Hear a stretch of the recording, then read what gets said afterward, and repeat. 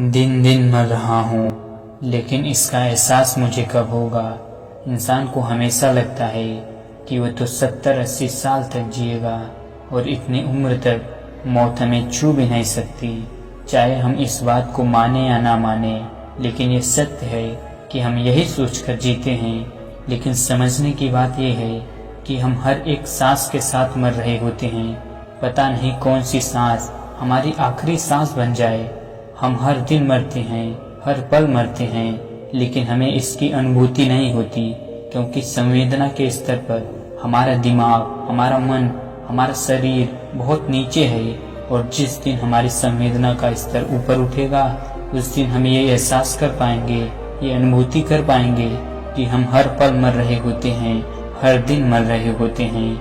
आज की कहानी जो मैं आपको सुनाने वाला हूँ, वो एक ऐसे सवाल पर निर्भर है जो पूरी जिंदगी के सवालों का निचोड़ है। ये एक ऐसा सवाल है जो हर एक इंसान के मन में उठता होगा, लेकिन उसका जवाब आपको कहीं से नहीं मिला होगा। आज की जो कहानी मैं आपको सुनाने वाला हूँ, उसमें आपको अपनी जिंदगी के सारे सवालों के जवाब एक ही सवाल के माध्यम से मिलेंगे।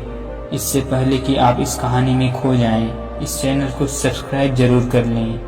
तो चलिए कहानी शुरू करते हैं। पुराने समय की बात है। दो भाई हुआ करते थे। दोनों जुड़वा थे और दोनों में बहुत ही प्रेम था। लेकिन उनमें से एक भाई संसार के हिसाब से बहुत कामयाब इंसान बना, मतलब उसने बहुत प्रतिष्ठा, बहुत धन संपदा इकट्ठी की। लेकिन दूसरा भाई जिंदगी में धन संपदा इकट्ठा नहीं कर पाया, ना ही प्रतिष्ठा इकट्ठी कर पाया। वो गरीबी में अपना जीवन जी रहा था। ऐसे ही समय बीतते बीतते बहुत साल बीत गए और अब ऐसा समय आ चुका था कि अब दोनों भाई बुढ़ापे का शिकार हो चुके थे।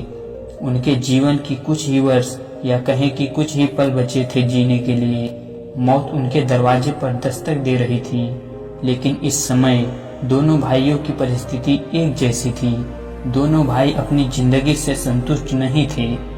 एक भाई ने जहां पर भरी पूरी जिंदगी जी, पूरी प्रतिष्ठा, पूरा मान सम्मान, पूरी धन संपदा इकट्ठी की, वहीं दूसरा भाई कम धन संपदा इकट्ठी करके भी अपना जीवन जैसे तैसे गुजार लिया था। लेकिन आज जिंदगी के उस मोड़ पर उन्हें एहसास हुआ कि उनकी जिंदगी बिल्कुल खाली बीती है। चाहे उन्होंने जीवन में कुछ भी हासिल किया हो, कुछ भी किया हो, लेकिन उसका कुछ भी हासिल नहीं है। इसी वजह से उनका चित्त बुढ़ापे में बहुत ही उद्विग्न रहने लगा, बहुत ही परेशान रहने लगा। उन्हें मरने से पहले अपने तमाम सवालों के जवाब चाहिए थे और इन्हीं सवालों के जवाब पाने के लिए एक दिन वो दोनों भाई एक बौद्ध भिक्षु के पास पहुंच जाते हैं। उस बौद्ध भिक्षु की प्रतिष्ठा नगर नगर में फैली हुई थी। तमाम तरह के सवालों के, मन की शंकाओं के निवारण वो किया करता था और दूर दूर से लोग अपने सवालों के जवाब पाने के लिए उसके पास आते रहते थे। जब दोनों भाइयों को उस बौद्ध भिक्षु के बारे में पता चला, तो वो भी अपने सवालों का जवाब जानने के लिए उस बौद्ध भिक्षु के पास पहुंच जाते हैं। बौद्ध भिक्षु उस समय ध्यान कर रहा था। सुबह का समय था। सूरज अपने उजले मुखड़े को लेकर आसमान में चमक रहा था। दोनों भाई उस बौद्ध भिक्षु को ध्यान में बैठे हुए देखते हैं और वहीं पर बैठकर उसके ध्यान से बाहर आने की प्रतीक्षा करने लगते हैं। कुछ समय बाद वो बौद्ध भिक्षु ध्यान से बाहर आता है और सामने बैठे दोनों वृद्ध लोगों को देखता है। उनको प्रणाम करने के बाद वो बौद्ध भिक्षु उनके आने का कारण पूछता है।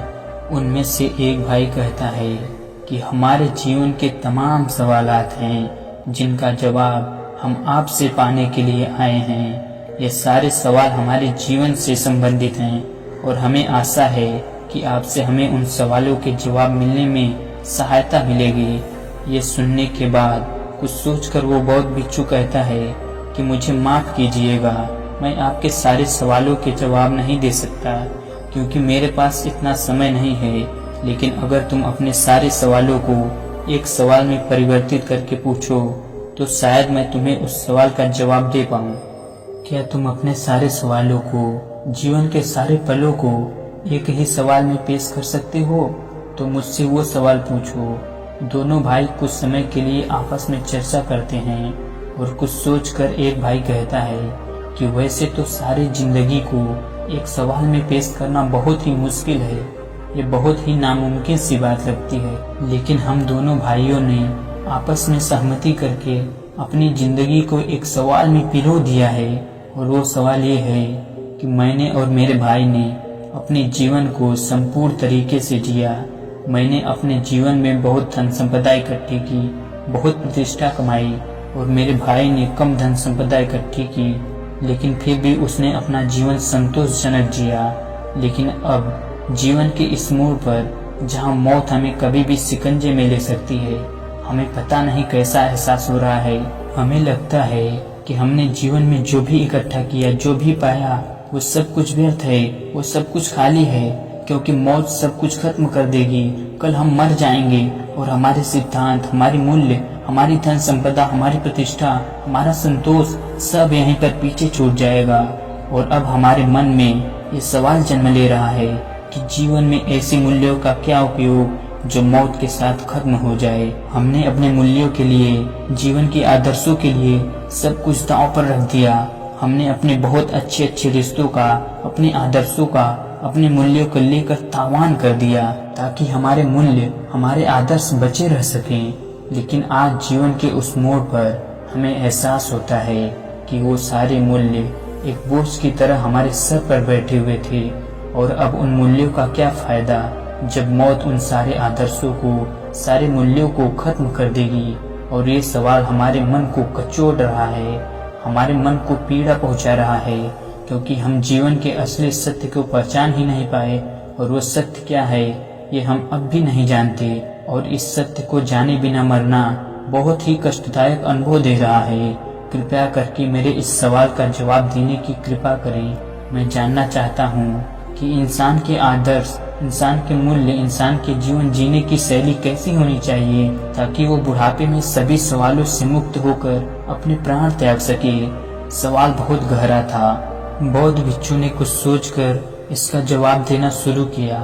उसने कहा कि जीवन के तमाम वर्षों तक हम ऐसे जीते हैं कि हम सदा के लिए जीने आए हैं, हमारा कोई अंत नहीं है। और जब कोई बीमारी या फिर बुढ़ापा हमें अपने शिकंजे में नहीं लेता, हमें लगता रहता है कि हम तो अमर अजर हैं, हमारी कोई मौत ही नहीं है।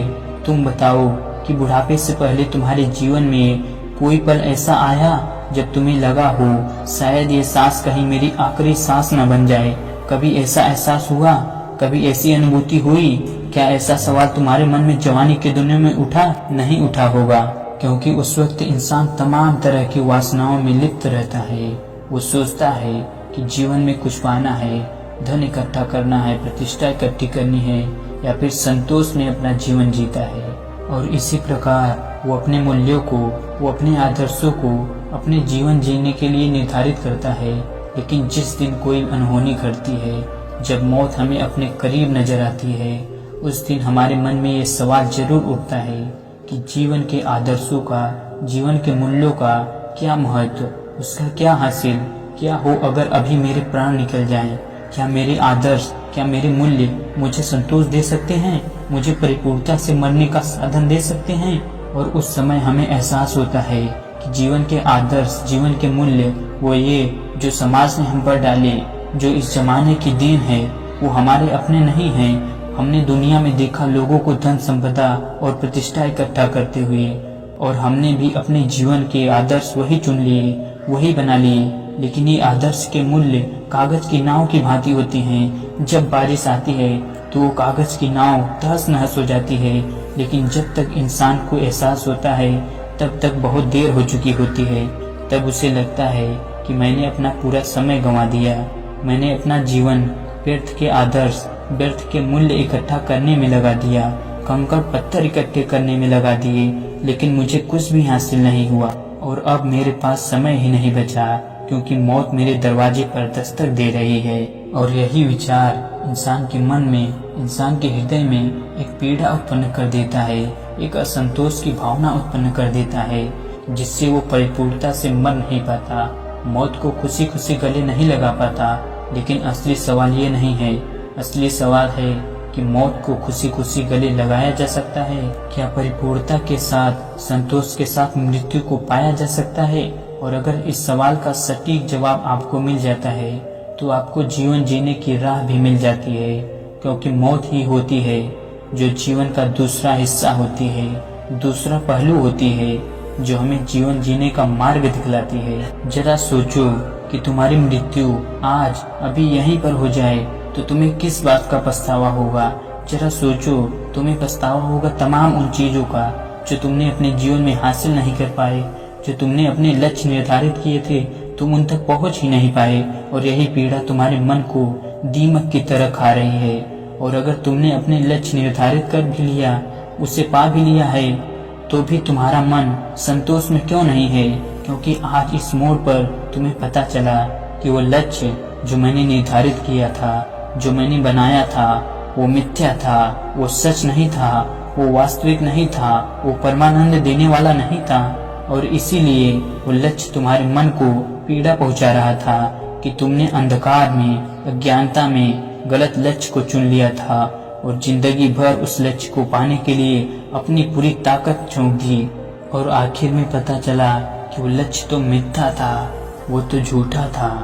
और जरा सोचो कि तुम लक्ष्य को पाने के लिए गलत दिशा में चले जा रहे थे, और जब तुम मीलों दूसरी दिशा में बढ़ते चले गए, तब तुम्हें दूसरे छोर पर पहुंचकर एहसास हुआ कि जीवन का लक्ष्य तो उस पार था, दूसरी तरफ था, लेकिन तुमने उसे आंखें खोलकर देखा ही नहीं, और तुम दूसरी दिशा में बढ़ते चले जा रहे थे, इस उम्मीद में कि शायद ये रास्ता जहाँ पर खत्म होगा वहाँ पर मेरा लक्ष्य मुझे मिल जाएगा।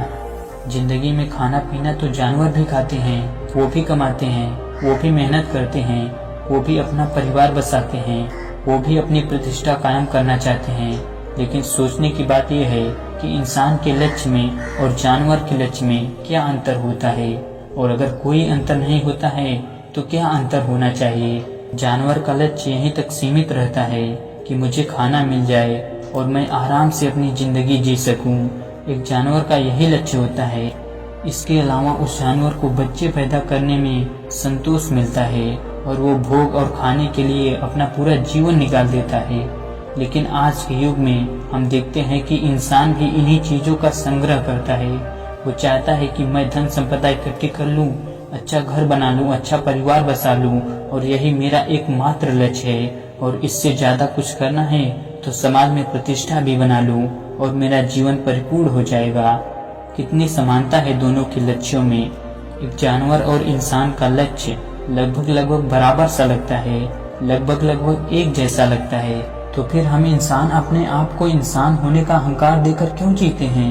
क्यों हम अपने आप को जानवर से सर्वोपरि समझते हैं? अरे आखिर में हम जीवन तो वही जी रहे हैं जो वो जानवर जी रहे हैं, फिर दोनों में भेद क्या?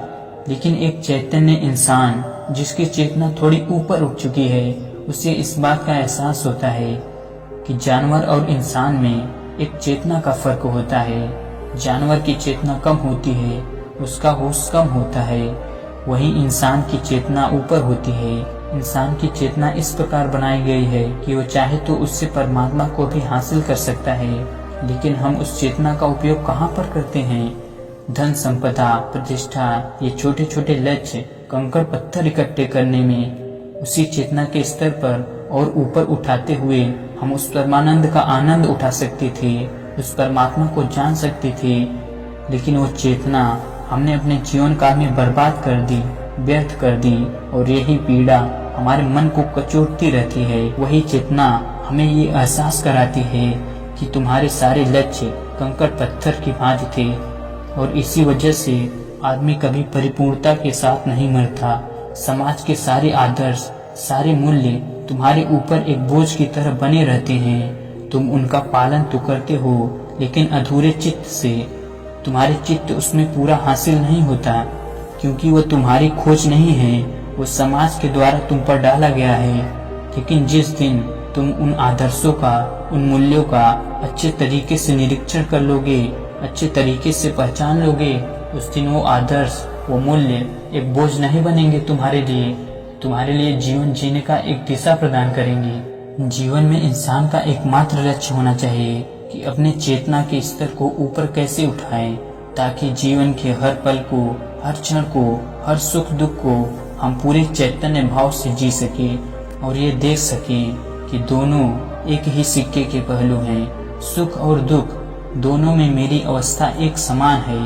मैं परम चैतन्य हूँ, चैतन्य के अलावा कुछ भी नहीं। मैं हर पल का, हर क्षण का साक्षी मात्र हूँ और उसमें शामिल नहीं हूँ। और जब ये भाव आदमी पैदा कर लेता है तो सारे व्यर्थ के लक्ष्य, उनके पीछे भागने की दौड़ खत्म हो जाती है और जीवन का एकमात्र लक्ष्य बचता है और वो होता है चैतन्य आत्मा, चैतन्य रूप, चैतन्य मन, चैतन्य दिमाग, चैतन्य शरीर, इंद्रियां। जीवन में क्या हासिल करोगे, क्या पाओगे? सब कुछ खत्म हो जाएगा, मिट्टी बन जाएगा। और जब मिट्टी बनेगा तब तुम देखकर पश्चाताप करोगे कि मैंने तो अपने जीवन को ऐसे ही मूल्यवान समझ लिया था।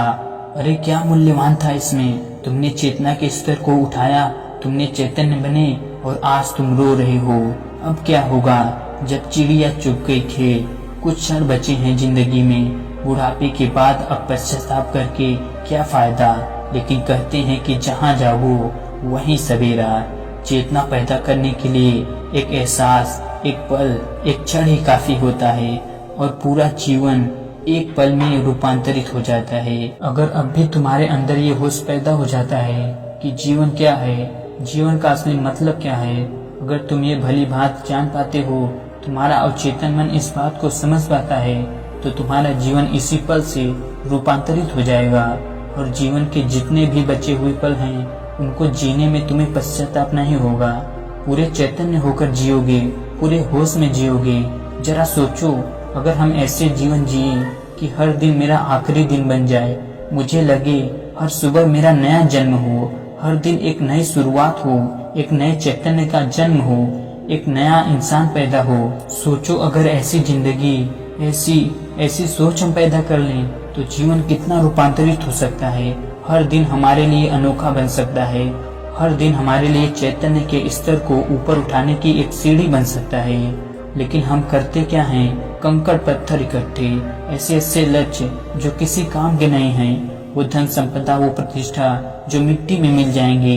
कितने ही राजा और रंक आए और हमें सब कुछ हमारी आंखों के सामने इतिहास गवाह है, ये बता कर गए कि जीवन में कुछ भी हासिल करने जैसा नहीं है, जीवन व्यर्थ है। उसकी एक ही सार्थकता है और वो है चैतन्य, चैतन्य मन। आपका मन जितना चैतन्य होगा, जितना संवेदनशील होगा, उतना ही आप प्रकृति का, लोगों से बात करने का आनंद उठा पाएंगे। लेकिन अगर आप उस जगह पर मौजूद ही नहीं हैं, आप होश में ही नहीं हैं, तो आप क्या करेंगे? वो पल, वो क्षण बेकार, व्यर्थ, आपके जीवन में वो घटित ही नहीं हुआ, ऐसा प्रतीत होगा आपको। और जब आप प्रकृति में उपस्थित नहीं रहते तो आप दोष देते हैं कि मैंने तो लक्ष्य और आदर्श इतने अच्छे बनाए थे, लेकिन जीवन में कुछ हासिल ही नहीं हुआ। लक्ष्य निर्धारित करना चैतन्य नहीं है, वो चेतना नहीं है। लक्ष्य को निर्धारित करके आप होश में जीना नहीं सीख सकते, आनंद में जीना नहीं सीख सकते। जरा सोचो, क्या ये सत्य नहीं है? यही तो परम सत्य है जीवन का, और यही बुढ़ापे का आखिरी सवाल है जिसका जवाब उन दोनों वृद्ध लोगों को दिया। तो दोस्तों, बुढ़ापा आने से पहले जाग जाओ, क्योंकि बुढ़ापे में अगर आप चैतन्य होते हैं तो आपको पश्चाताप हाथ लगेगा। आप सोचोगे कि मैंने जीवन के कितने ही पल निंद्रा में गंवा दिए, ऐसे ही गंवा दिए, रोते रोते गंवा दिए, सोए हुए गंवा दिए। और आज जब होश में आए, जब उस पल की कीमत समझी, तो बहुत देर हो चुकी थी। तुमने अपने जीवन के तमाम पलों को नष्ट कर दिया। अब क्या हासिल होगा? कुछ ही क्षण बचे हैं, उनको होश में जी लो। आज ही जवानी में, आज ही संकल्प करो कि जीवन परिवर्तित करके रहेंगे, होश में जिएंगे, अपने जीवन के स्तर को ऊपर उठाने के काम करेंगे। तो दोस्तों, कैसी लगी आपको ये कहानी? कमेंट सेक्शन में जरूर बताना, और अच्छी लगी तो इस चैनल को सब्सक्राइब जरूर कर लेना। तो चलिए मिलते हैं अगली कहानी में, तब तक के लिए अपना ख्याल रखें।